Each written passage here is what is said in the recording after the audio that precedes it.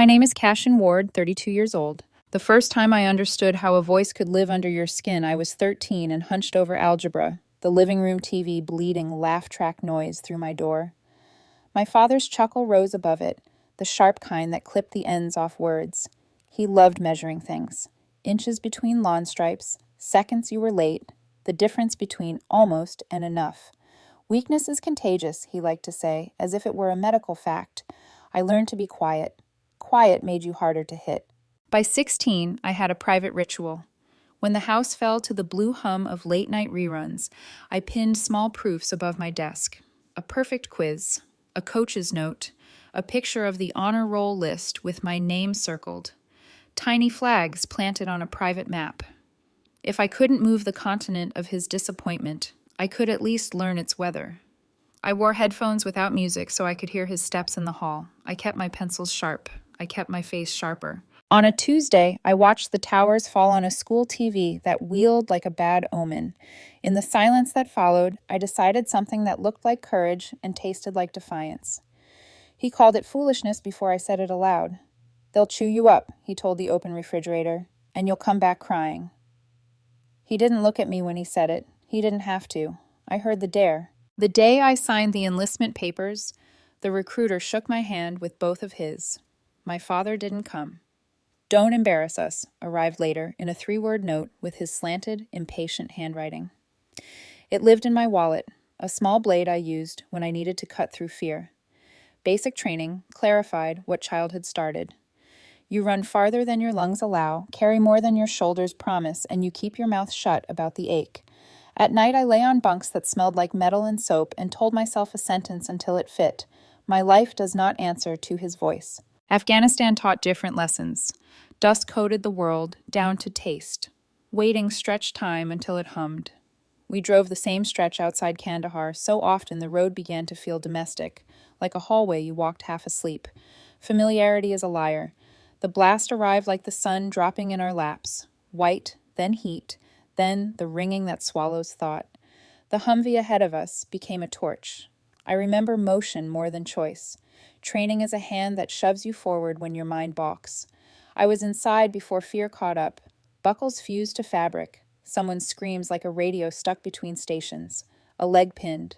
A man unconscious. Flames curled where cloth becomes skin. I pulled. Torres threw his jacket over me. The smell of diesel braided itself into the smell of meat. When heat licks that close, pain delays, like weather you see on a far ridge. Then it arrives. I remember dirt against my teeth and a medic's face hovering.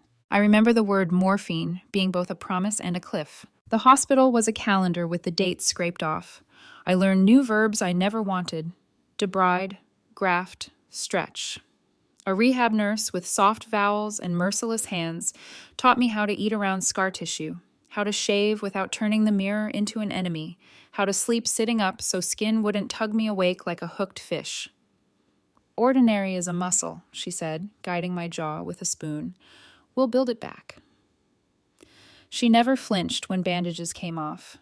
Pity never survives long in a room where people do work that hurts on purpose. The first day they let me see all of it, she stood with me in a bathroom the size of a confession. I lifted the mirror and met a man whose left side had been rewritten by fire. The scar started at my cheekbone and hooked toward my jaw like a road around a dangerous hill. Under soft light, it paled. Under hard light, it flared. Somewhere inside the old soundtrack cued, "Disgusting. How dare you show your face?" I breathed the way the nurse had taught me, through the nose, out through the mouth. Until that voice lost the air it needed, I made a quiet vow to the glass, no more living by his sentences. Outside the ward, the world mistook reverence for repair. Strangers said heroic and meant different. Kids stared until a parent tugged them away with a whispered apology that felt like an accusation. Once, at a corner store, a boy asked, "Does it hurt?" His mom's face burned hotter than my cheek. I crouched until my eyes were level with his. "Sometimes," I said, "like when you fall off your bike, but I still ride." He nodded, satisfied with the answer, and chose candy like nothing unusual had happened. His mother exhaled a breath that had been holding 1,000 miles long. It was the first time Pity blinked and looked uncertain. Work was a door I had to knock on more than once. Some interviews ended with promises to be in touch that meant we won't. One man couldn't stop glancing at my left side as if my face were a fire alarm he couldn't disarm. Logistics finally took me in. Boxes don't care what looks back at them. Schedules answer to reliability, not symmetry. The structure steadied me. The ache receded to something you could carry while speaking in full sentences. Love arrived sideways. A volunteer named Emily wheeled a cart of library books down the VA hallway like a ship through a corridor sea. She didn't ask about pain scale numbers. She asked what I read when nights were long. She laughed with the sort of ease that doesn't check the room first. Everyone carries scars, she said once, when I apologized for flinching at a camera flash. Yours just sign their names where people can see. The first time she reached up and touched the left side of my face, my breath behaved like a skittish thing and then stayed. Healing is not a miracle. It's a chair pulled up to a table every day you swear you're not hungry and choosing to eat anyway. She kept showing up with coffee in cups that fit my hand. She kept asking about ordinary things, rent due dates, favorite takeout, what color the sky was at 5 p.m. when I got off a shift. Ordinary grew its muscle back. I asked her to marry me with a ring I could afford and a voice that didn't shake. She said yes, like the word had been sitting in her mouth for weeks, ripening. Planning was joy with landmines. Joy because future, landmines because family. My mother dabbed her eyes and folded lists into smaller lists. My father scoffed within earshot as if disdain needed witnesses to keep its courage. Who would walk beside that, drifted down a hallway like smoke? He refused to walk me anywhere at all. It'll make me a laughingstock. My mother defended a man who refused to stand, the way faithful people sometimes defend weather. He just doesn't know how, she began. To be kind? I asked, and we both pretended the question didn't blow out the candle. At a fitting, the tailor's kid gloves snagged for a second where scar tissue rose like a ridge at my collar. We both froze. He didn't apologize. He adjusted and said lightly, "We'll make the fabric do what life won't." The mirror held my reflection without judgment. It was a small grace, and small grace is a currency you learn to hoard.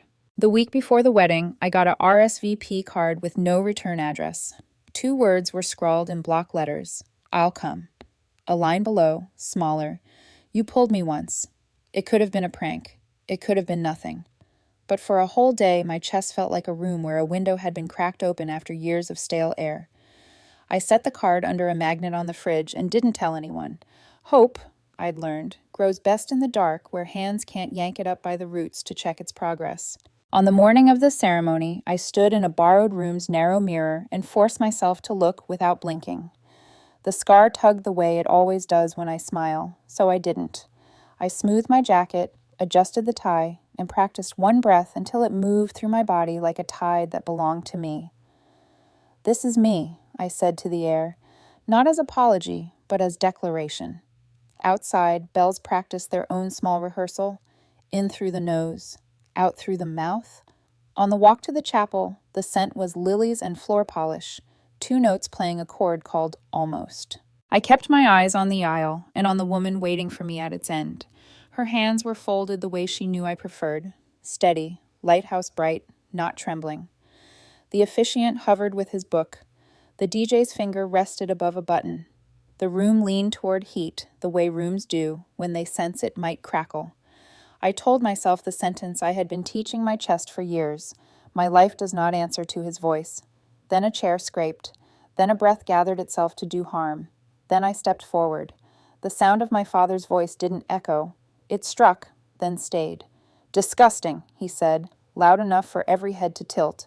"How dare you show your face here?" The words found me like they had a homing signal. For a moment, time lost its shape. The air thinned, the music died, and every eye turned into a mirror. Emily's breath caught, the kind of sharp inhale that holds both fury and fear. She took half a step forward, her hand brushing the air near mine, careful not to pull. Her eyes asked a question I didn't want to answer. Should we leave?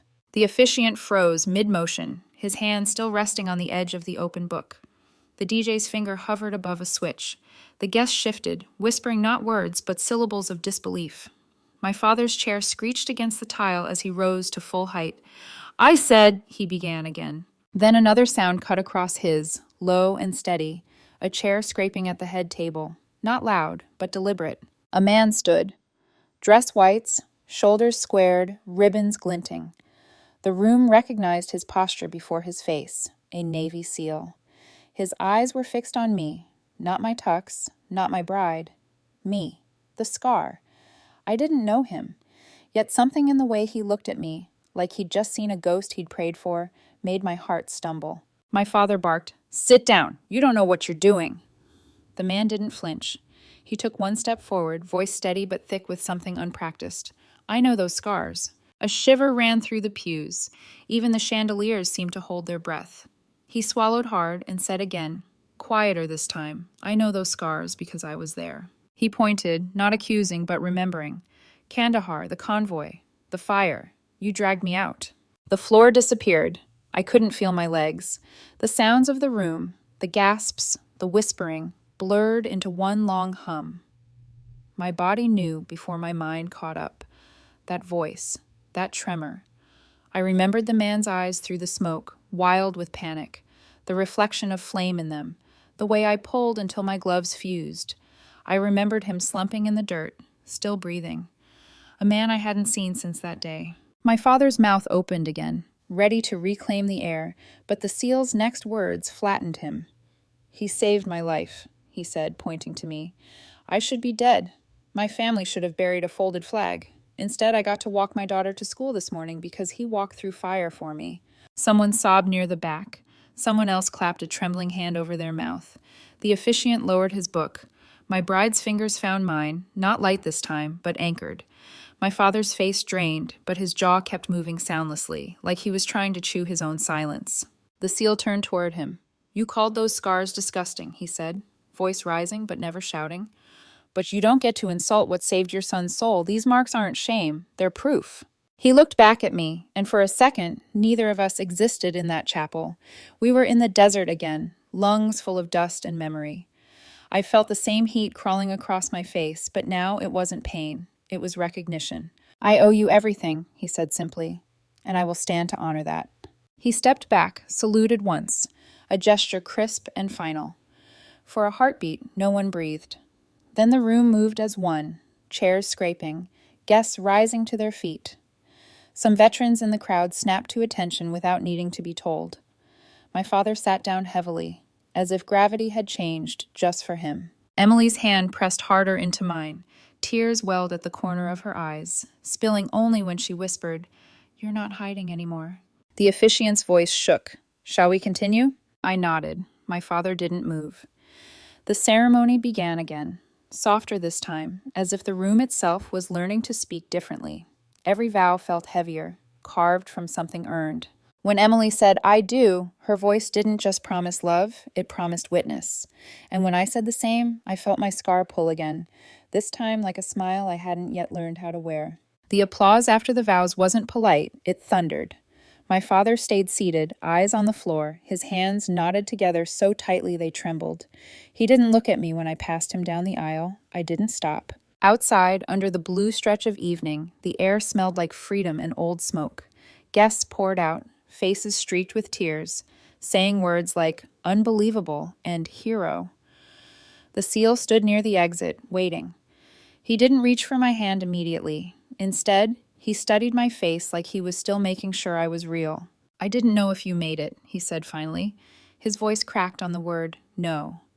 "Every year, I told my daughter about a man who pulled strangers out of fire. She thought I was making it up." He exhaled, half a laugh, half a sob. "Now she'll know your name." I shook my head slowly. "You don't owe me anything." "Maybe not," he said, but I needed to stand when he wouldn't. He glanced back at the chapel doors. "Men like him think silence is strength. They're wrong." Emily joined us, slipping her arm through mine. "Thank you," she said softly to him. "You gave him back something he didn't know he'd lost." The SEAL smiled faintly. "I didn't give him anything. He earned it long before tonight." For a moment, the three of us stood in quiet. The soldier I'd saved, the woman who'd saved me, and me, trying to relearn what it meant to be seen. Then he reached into his jacket pocket and handed me an envelope, unsealed. "For later," he said. "Proof, if you ever need it." He saluted again, this time smaller, more human, then turned and disappeared into the cluster of guests. That night, during the reception, the air felt lighter. People approached shyly, as if afraid to disturb whatever had just shifted in the world. My cousins clinked glasses and whispered apologies they didn't know how to make direct. Even the officiant stopped by, eyes damp, saying, "I almost stopped the ceremony. Thank you for teaching me why I shouldn't have." When the music resumed, laughter rose, not cruel, not awkward, just alive. I caught my reflection in a dark window and almost didn't recognize it. The scar still curved like a question mark, but for the first time, it didn't demand an answer. Hours later, when the last song faded, I opened the envelope. Inside was a photo. 2 soldiers covered in soot, one unconscious, the other gripping his shoulder. The edges were burned, the ink warped, but the image was unmistakable, him and me, caught between fire and sky. On the back, in the same hand that had written the RSVP, 3 words, "You pulled me." I traced the words with my thumb until they blurred. Then I folded the photo once and slipped it into my pocket, next to the old note from my father, the one that said, "Don't embarrass us." For the first time, the weight in my pocket didn't feel like shame. It felt like balance. When Emily leaned into me and whispered, "You did it," I didn't answer right away. My eyes drifted toward the chapel windows, where the last lights were dimming. "I think," I said slowly, "I finally stopped hiding behind his reflection." She smiled. "Good, because now the world can see the rest of you." And under the cool night sky, with applause still echoing faintly through glass, I believed her. For once, I didn't have to measure myself against anyone else's definition of strength. I was enough. I was seen. And the scars, those lines of fire turned flesh, felt, at last, like the beginning of something rather than the evidence of what was lost. The wedding ended in applause, but silence followed me home. That night, after the last guest left and the music dissolved into echoes, Emily fell asleep beside me, her hair damp from tears and dancing. I couldn't close my eyes. The house felt too still, the air too clean. I kept hearing my father's voice tangled with the seals, shame and honor sparring inside my skull. At some point, I slipped out of bed and found the photograph again. The 2 of us, burned, dirt-streaked, alive. I laid it beside the old note my father had written years ago. "Don't embarrass us." The ink on one was crisp, cold. The other was smudged by smoke and sweat. Between them lay my entire life. In the morning, my phone buzzed with messages, people I hadn't spoken to in years. "Unbelievable. You made us cry. Your father must feel awful." I didn't answer any of them. I wasn't sure I wanted their sympathy. When I finally checked my mother's missed calls, I knew something was wrong. She answered on the first ring. "Cassian," she said softly. "He hasn't spoken since last night. He just sits there. Please come." Her voice cracked. "He won't even eat." I didn't promise anything. I just said, "Tomorrow." That evening, Emily found me sitting on the back porch, watching the streetlights flicker. "You don't owe him anything," she said, leaning against the doorframe. "I know," I replied, "but I don't want to carry him forever either." She didn't argue. She just came closer, slipping her hand into mine. "Whatever happens, don't let his silence become your language again." The next morning, I drove to my parents' house for the first time since the wedding. The lawn was still too neat, the hedges trimmed like soldiers on inspection. Through the window, I saw him in his chair, beer untouched, the TV flashing headlines he wasn't watching. My mother met me at the door. She didn't speak, just touched my arm, a silent plea. Inside, the air smelled faintly of disinfectant and dust. He didn't look up when I entered. For a long while, neither of us said anything. The refrigerator hummed, the clock ticked, and I counted every sound to keep from filling the silence with anger. Finally, he cleared his throat. "You made quite a show of yourself." His voice was thinner than I remembered. "Wasn't my show," I said evenly. "It was truth." He nodded once, almost to himself.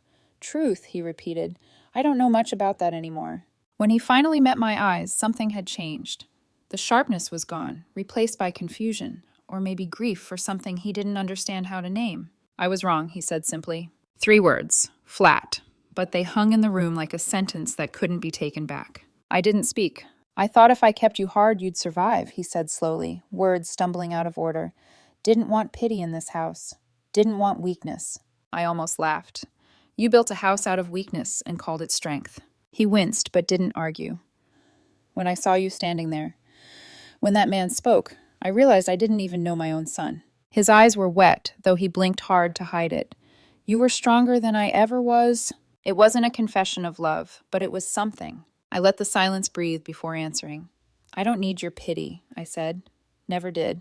I just wanted respect. He nodded, swallowing hard. You've earned more than that, he said quietly. You earned your life. That was all. We sat there, two men separated by a lifetime of unspoken apologies. When I left, he didn't try to stop me. But just as I reached the door, he said, You know that seal, the one who spoke. Tell him. Thank you. I paused, turned. Tell him yourself. I can't, he said, almost whispering. Not yet. Over the next few weeks, his name began to appear again on my phone. Short messages at first. How's work? Mom says hi. Then, dinner Sunday? Each text was awkward, typed in all caps like he didn't know how to speak softly. But I went. At dinner, he was quieter. When the scar caught his attention, he didn't look away, but he didn't stare either. It was progress measured in half seconds. Halfway through the meal, he excused himself to the den.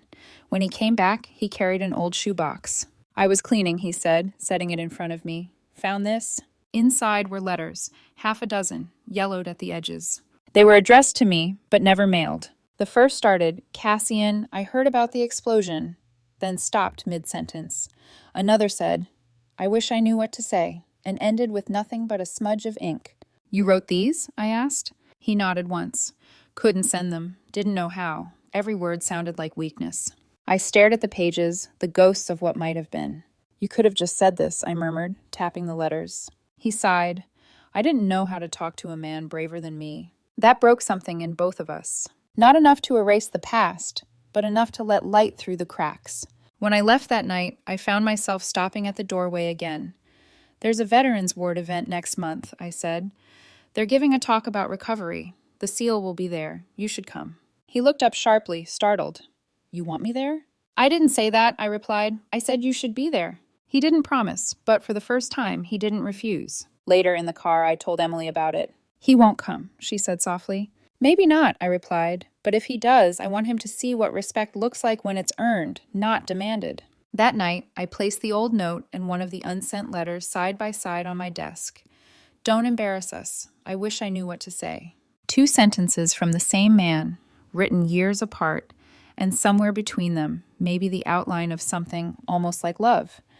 The Veterans Ward smelled like coffee left too long on a burner and the faint tang of antiseptic. Rows of chairs faced a small wooden podium draped with the flag.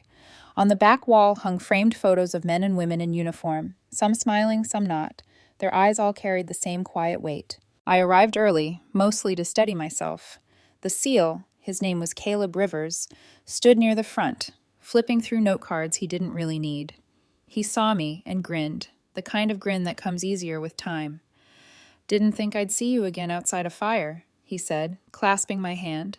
Figured I owed you a few words in daylight, I replied. He laughed once.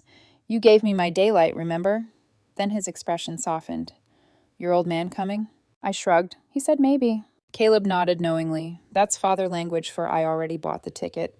But when the event started, the seat I'd reserved in the back row stayed empty. I told myself it didn't matter, that I hadn't expected anything else. Still, every time the door creaked, my chest tightened. Caleb began to speak.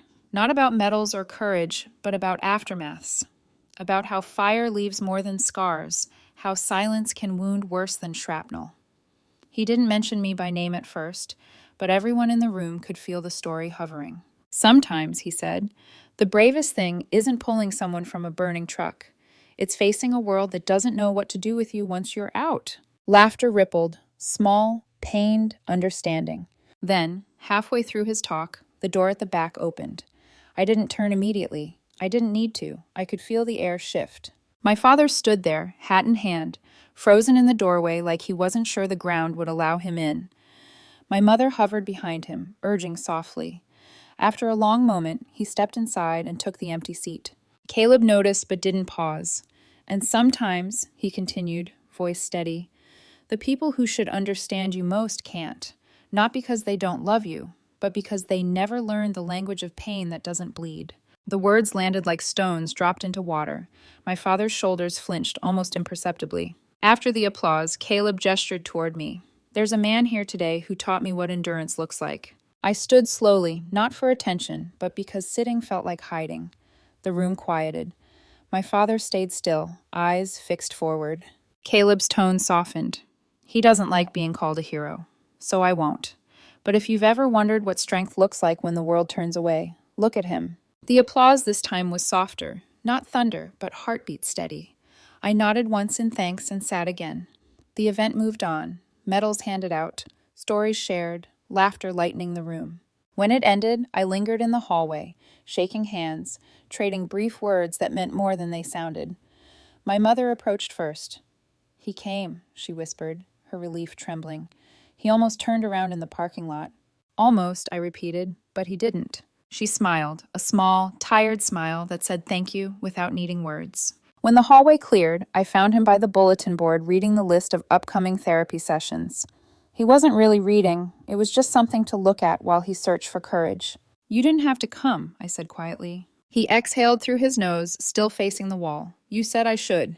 That's not the same as wanting to. He turned then, eyes rimmed red but dry. I didn't know how to see you unless you looked like me. The words came out like gravel, rough but honest. When that man spoke, I realized you don't need to. You're what I wanted to be. It wasn't an apology, not exactly. It was something heavier, more naked than that. I stepped closer until the fluorescent light split us down the middle. I don't need you to see me anymore, I said. I just need you not to look away. He nodded once, and for the first time, he didn't. We stood there in a silence that felt different, alive, not empty. Then he cleared his throat and gestured awkwardly toward the exit. Your mother made pot roast. I almost laughed. Of course she did. Dinner that night was strange, fragile, full of small beginnings. He asked Caleb's last name. He asked if the scar still hurt when it rained. He didn't ask if I forgave him, and I didn't offer the answer he hadn't earned yet. But for the first time, the table didn't feel like a battleground. Weeks passed. He started calling on Sundays. Not long talks, just updates about weather, the garden, the neighbor's new dog. Once he even said, you should bring Emily over, like the invitation itself was a peace treaty. He came too, when we did. Sat across from her, complimented the meal, stumbled over small talk. At one point, he noticed the old photo frame on our shelf, the burned edges of Kandahar. You still have that? He asked. Yeah, I said. It reminds me. Of what? That even fire can't erase what matters. He nodded slowly, lips pressing together. Good line, he muttered. Maybe write it down. Later that evening, as Emily walked him to the door, he hesitated. You're good for him, he said. He needed someone stubborn, she smiled. Runs in the family. When the door shut, I found a folded paper on the hallway table, my name scrawled across it in his uneven handwriting. Inside was a single photo, new this time. Him, standing beside Caleb at the VA ward, shaking hands. My father's smile, small but real. On the back he'd written, proof. The word struck me like a heartbeat. Proof that men can change, even if they don't know how to apologize. Proof that silence can unlearn itself. Proof that sometimes the scar you think divides you is the only bridge left. I slipped the photo into the same pocket as the others. And when I looked at the reflection in the window that night, the lines on my face no longer looked like damage. They looked like a map of where fire failed to stop me. The following spring brought quiet changes, the kind that didn't need announcements. My father started showing up early to Sunday dinners, carrying groceries he didn't know how to cook. He still moved with the same stiff precision, but every once in a while I caught him watching me, not with judgment, not with pride either, but with something gentler. Curiosity, maybe, or the start of understanding. He'd begun to ask about work, about Emily's art classes, even about the veterans' events Caleb and I helped organize. Each question felt like a brick removed from a wall that had stood my entire life. One Sunday afternoon, while Emily and my mother chatted in the kitchen, he and I found ourselves alone in the living room. The silence stretched thin, but not sharp. He fidgeted with the TV remote, turning it over in his hand without pressing a single button. You still talk to that seal? He asked at last. Yeah, I said. Caleb calls every few weeks. His daughter's in middle school now. He nodded, absorbing the information. She named her after you, didn't she? Her middle name, I said quietly. He smiled faintly. Guess that's better than a statue. We both laughed, a little too hard, a little too long, until it softened into something easier. Then his voice dropped. I saw him again last week. My chest tightened. You did? At the hardware store. He came over. Said you were still helping new vets with job placement. He looked proud. He hesitated. I didn't know what to say, so I told him. Thank you. Not just for that day in the chapel, for the words I couldn't find. I blinked, stunned. You said that? He nodded. Sort of. His grin was crooked. Might have come out more like, appreciate it, but he got the idea. It was the first time he'd ever spoken of gratitude as something he could give, not demand. Later, when Emily joined us, she found him at the dining table, tracing the rim of his coffee cup. She sat beside him. You know, she said softly, for a man who hated silence, you've learned to use it well. He chuckled. Maybe I just ran out of bad words. That night, after my parents left, I stood at the door watching their taillights fade. Emily leaned into my shoulder. He's trying, she whispered. I know, I said. That's what scares me. Why? Because if he's really changing, then I have to stop hating him. Her hand found mine. Then stop. You've done enough fighting for both of you. I didn't answer, but I thought about it long after she fell asleep. A few weeks later, Caleb called. Got another speaking thing coming up, he said. VA conference in D.C. You in? Yeah, I said automatically. Bring him. I froze. My father? Yeah, I've got a feeling he needs it more than you do. I laughed under my breath. He can barely handle small talk, let alone a crowd of vets. Caleb's voice was calm, measured. He doesn't have to talk. Just listen.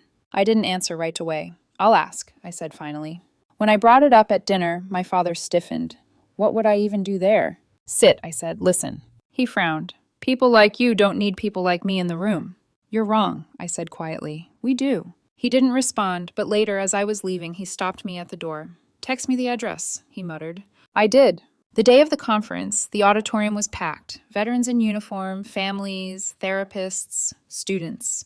Caleb spoke first, his voice low but magnetic, drawing the room into stillness. I glanced at the back row. My father sat there, shoulders tight, hands gripping his knees. When Caleb finished, the moderator asked if anyone wanted to share. A dozen hands went up.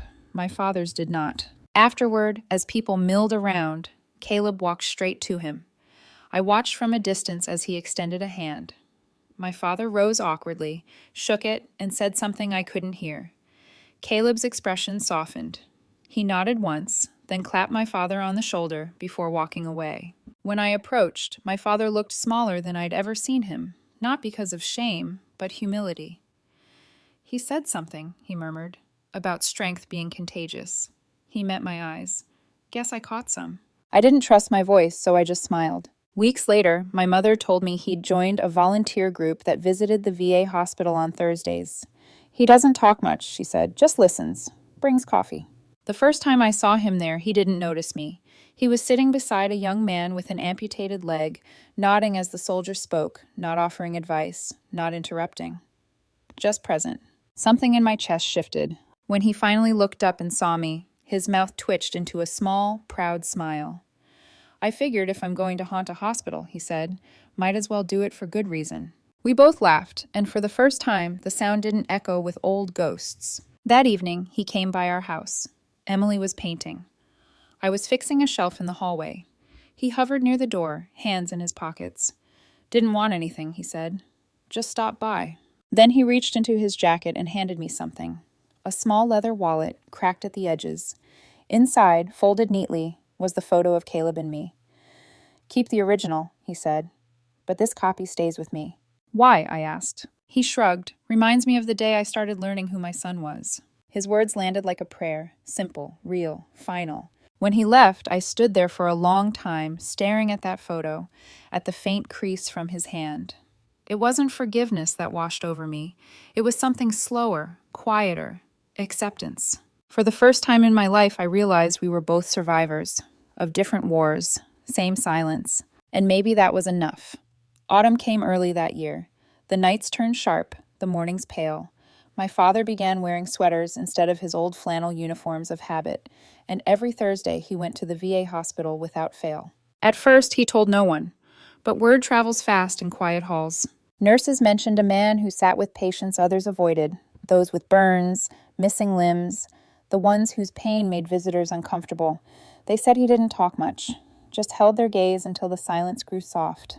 When I visited one afternoon, I found him there, sitting beside a soldier, younger than I'd been when I enlisted. The boy's face was hidden behind pressure bandages, only his eyes showed. My father was reading aloud from a tattered paperback. His voice was unsteady, but gentle. He looked up when I entered and smiled, a rare, unguarded smile. "Didn't expect to see you here," he said quietly. I could say the same. He closed the book, slipping it into his pocket. "Guess we both learned new tricks." The young soldier blinked up at us, his eyes glassy. "Is he your dad?" he asked me. I hesitated, then, "Yeah, he's mine." The kid nodded. "He's good company." I didn't cry then, but something cracked open inside me, the kind of break that lets the light in. At home, Emily notices the change in me before I did. "You've stopped clenching your jaw when you say his name," she said one night as we folded laundry. "Maybe I'm just tired," I replied. She smiled. "No, you're healing." Healing. The word felt foreign, like a language I was still learning. One weekend, Caleb drove in from out of state with his daughter, Elena. She was 12 now, her hair tied in a messy braid, her curiosity untamed. She ran circles around the living room, asking endless questions about the wedding story she'd heard so many times she could recite it herself. "Is it true you ran into fire?" she asked, eyes wide. "It's true," I said, "but not everyone makes it out. I was lucky." She frowned. "Daddy says you were brave, not lucky." I looked at Caleb. He shrugged, smiling. "She gets that from her mom." Then, unexpectedly, my father appeared at the doorway, carrying a tray of lemonade like it weighed nothing. He had heard them laughing from outside and decided to come over. When Caleb saw him, his posture shifted, shoulders straightening in reflex. But my father surprised us both. He set down the tray, extended a hand, and said, "Caleb, you remember me, I hope. This time I wanted to meet you properly." Caleb's grip was firm, respectful. "Yes, sir. Good to see you again." "None of that sir business," my father said, chuckling. "Just a man trying to do right by the time he's got left." They stood there, two soldiers from different wars, one burned by silence, the other by fire. And for the first time, I saw something between them that wasn't pity or guilt. It was recognition. Later, when Caleb and Elena left, my father lingered on the porch. "She reminds me of you," he said softly, all that fire in her eyes. "Maybe that's what keeps us alive," I replied. He nodded, looking up at the fading sky. Fire doesn't always destroy. Sometimes it forges. For once, I didn't feel the need to correct him. Over the next few months, he and I settled into a rhythm that felt almost ordinary. We met for coffee on Fridays, talked about small things, weather, groceries, how Emily's paintings were selling. Sometimes he brought clippings from the paper, folded neatly, about local vets or fundraisers. He'd underline names and ask, "You know this guy?" I realized slowly that this was how he said, "I'm proud of you." Winter crept in, and with it, his health began to slip. Nothing dramatic at first, just breath shorter than usual, hands trembling slightly when he poured his coffee. The doctor called it early-stage heart failure, manageable if he listened. He didn't always listen. The night before one of his appointments, he asked me to drive him. We sat in the parked car afterward, silence hanging between us. He finally said, "You know what I regret most?" I expected something rehearsed. Instead, he surprised me. That I didn't learn to say, "I'm proud of you," when it would have mattered. I stared ahead at the windshield fogging with our breath. "You just did." He laughed softly. "Guess I'm late to everything." "Not everything," I said. He turned, studying me, like a man memorizing a view he didn't want to forget. "You know that old note?" he asked. "The one that said, 'Don't embarrass us.'" I nodded.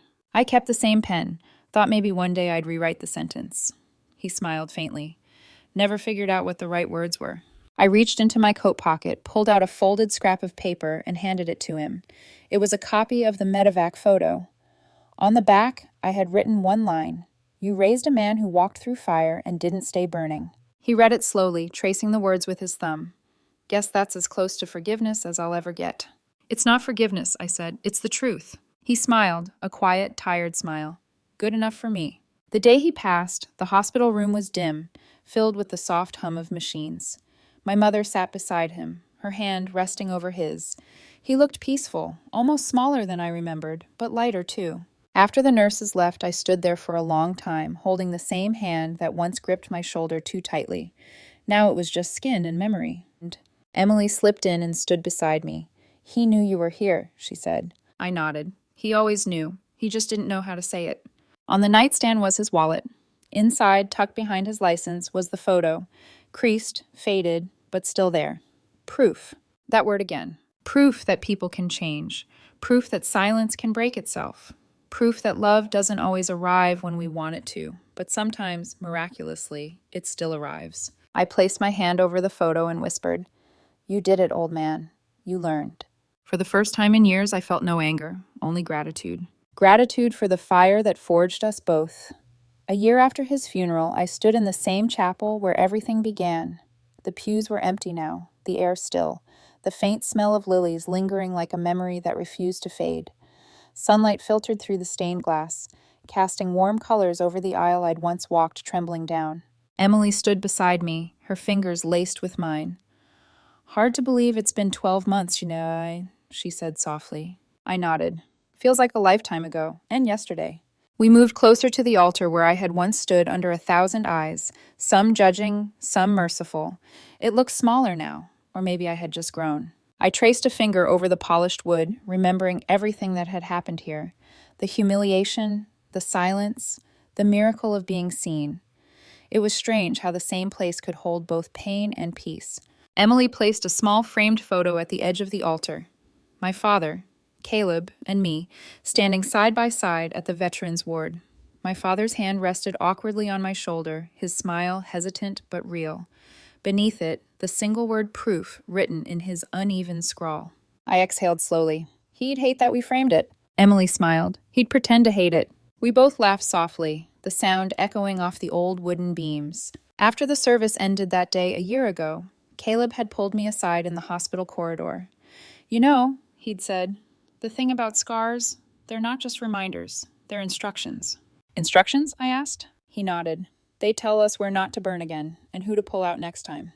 Those words had stuck with me. That's why, in the months after my father's passing, I began volunteering full-time at the VA.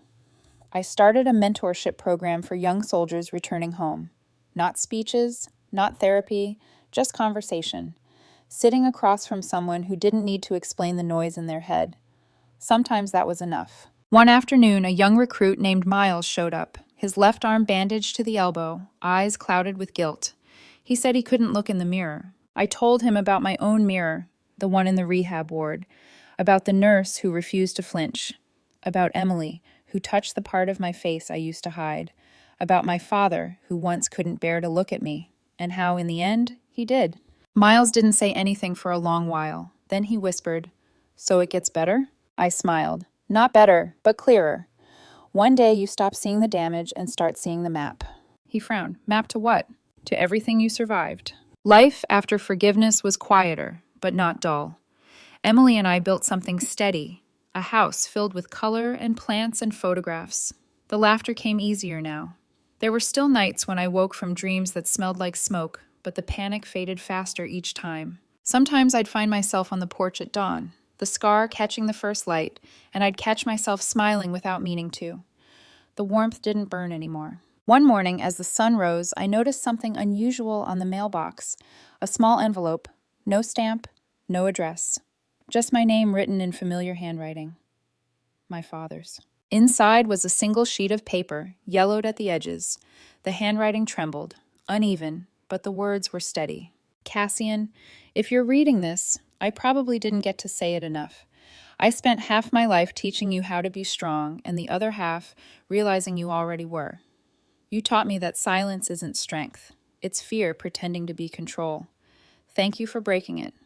If scars are the proof you lived, then mine is you."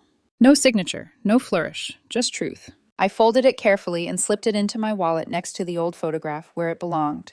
Proof beside proof. Months later, Emily and I returned to the chapel again, our anniversary. The same pews, the same sunlight. Only us, this time. I touched the scar gently, the way one might trace the spine of an old book. "It never fades," I said. "Would you want it to?" she asked. I shook my head. "Not anymore." She smiled, resting her head against my shoulder. "It's part of the story now." Outside, the wind moved through the trees, scattering gold leaves across the steps. The world felt both brand new and ancient all at once. I looked back towards the altar and whispered, "Thank you." Not to the fire, not to the pain, but to the lesson. Because here's the truth I carry now, the one I want to hand to anyone still standing in the smoke. Scars aren't disgrace. They're history written on skin. Proof that you faced the flames and chose to keep walking. My father once mocked mine until he couldn't anymore. He called them shame until another man revealed them as sacrifice, and in that revelation, I found freedom. So if you carry scars, visible or hidden, don't hide them. They mean you were tested. They mean you endured. They mean you're still here. Because blood doesn't always salute, but honor does. It's strange the way peace arrives, not in applause or epiphany, but in the quiet. A year after my father's letter, I stood again on the same porch where we'd shared our last conversation. The wooden boards still creaked in the same spots. The smell of pine and rain clung to the air. But something was different. The silence wasn't heavy anymore. It was warm. I sat down with a cup of coffee and looked at the horizon, where dawn was just beginning to stretch across the sky. Emily joined me a moment later, wrapping herself in my jacket. "Still thinking about him?" she asked gently. I nodded. "Every morning. But it doesn't hurt the way it used to. It's like he's part of the quiet now." She smiled. "He'd like that, being part of something steady." We sat there without speaking for a while, listening to the world wake up. Somewhere down the street, a neighbor's radio played a soft, familiar hymn, Amazing Grace. I laughed under my breath. "What?" Emily asked. "He hated that song," I said. "Said it was sentimental." "Maybe he likes it now," she said. "Maybe," I murmured. Maybe grace was the one thing he never learned how to measure. A week later, I was invited to give a talk at the same veterans conference Caleb had once convinced me to attend. I almost said no. Public speaking never felt like my arena. But then I thought of Miles and the others, of the ones who still looked away from mirrors, still fought battles in their sleep. So I said yes. When the day came, I stood behind the podium, the hum of conversation fading into stillness.